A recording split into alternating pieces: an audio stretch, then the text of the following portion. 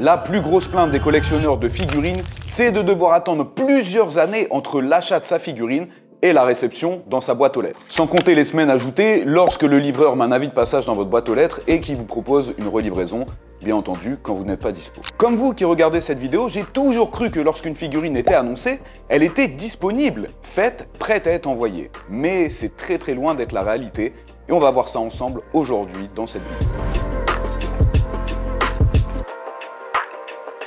La première étape, c'est l'acquisition d'une licence. Ça se fait en général avant l'annonce d'une figurine, mais c'est ce qui prend le plus de temps. Les discussions interminables avec les ayants droit, la conception du design, encore des modifications de la part des ayants droit. Et après 2 ans, lorsque c'est validé, il faut passer à la création du prototype.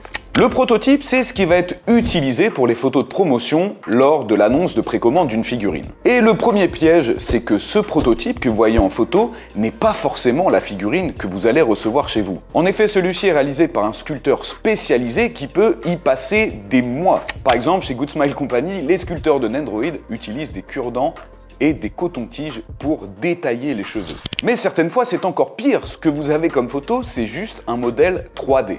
Et c'est là qu'intervient une nouvelle étape, la production des moules. Et là encore, comme moi, vous devez penser qu'il y a un moule par figurine, mais c'est bien plus compliqué que ça. Chaque figurine est en général composée de 15 à 20 moules différents qu'il faut créer spécifiquement pour la figurine. On peut avoir le moulage par injection en PVC, souvent utilisé pour le corps des figurines pour avoir une matière plus flexible, ou le moulage par injection à ABS, souvent utilisé pour les bases et les socles. Et toutes ces étapes nécessitent forcément du personnel qualifié, mais aussi du temps. Les figurines deviennent de plus en plus complexes, et là où il y a 10 ans, ça demandait 200 étapes, maintenant on est plutôt aux alentours de 1000 étapes. Ce qui forcément augmente les risques d'erreur lors de l'assemblage de la figurine, et par conséquent repousser la sortie de celle-ci. Ok, admettons que cette étape est validée. Maintenant, on passe à la peinture. Là encore, comme moi, vous devez penser, en 2025, avec l'intelligence artificielle et le développement de la technologie, les peintures sont faites par des robots.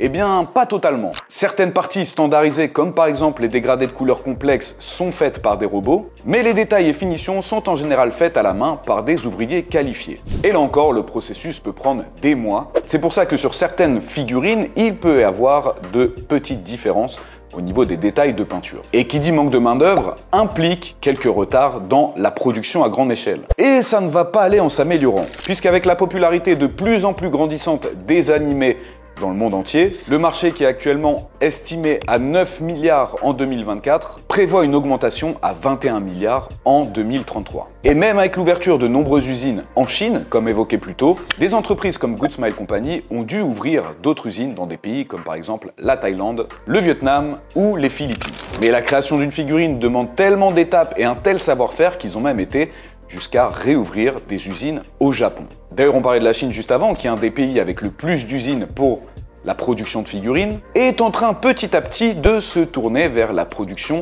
de produits électroniques qui sont jugés plus rentables. Comme si ce n'était pas suffisant, après autant d'étapes, on a le droit à un contrôle qualité des plus rigoureux. Par exemple, chez la compagnie japonaise Alter, une figurine sur 5 est jetée à la poubelle pour des défauts non visibles à l'œil nu. D'ailleurs, ce serait sympa que ça se soit normalisé pour toutes les entreprises. Et c'est pas fini. On parlait des ayants droit au début de la vidéo, que même après avoir validé un concept, un prototype, ils peuvent demander des changements sur le produit final. Par exemple, en 2022, Square Enix a dû repousser la sortie de sa figurine Omega de 8 mois, alors que les précommandes étaient déjà ouvertes, suite à des critiques sur les réseaux sociaux demandant par exemple le changement de l'expression faciale ou des ajouts métalliques sur l'armure. Ok, la figurine est terminée, validée, dans sa boîte, prête à envoyer chez vous, mais ce serait sans compter les nombreuses perturbations des chaînes d'approvisionnement. Et notamment l'un des axes principaux de l'exportation des produits japonais vers l'Europe, la mer Rouge, qui représentait un peu moins de 50% du trafic global. Vous l'aurez compris, en plus de l'allongement du temps de production,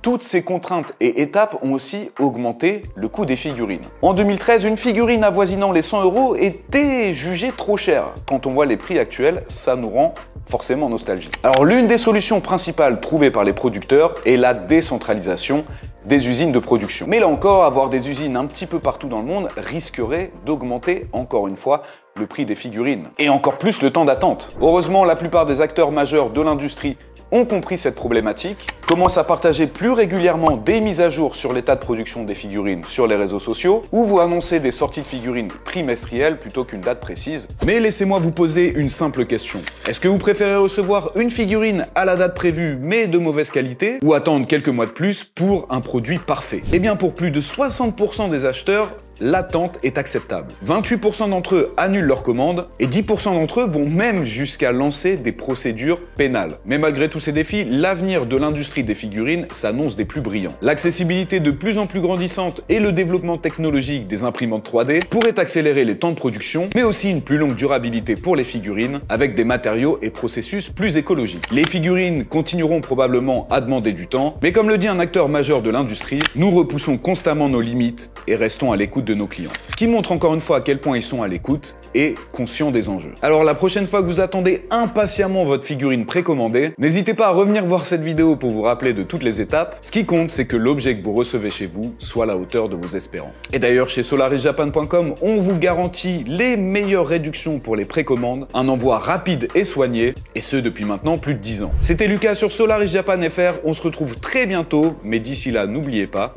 keep collecting. Ciao.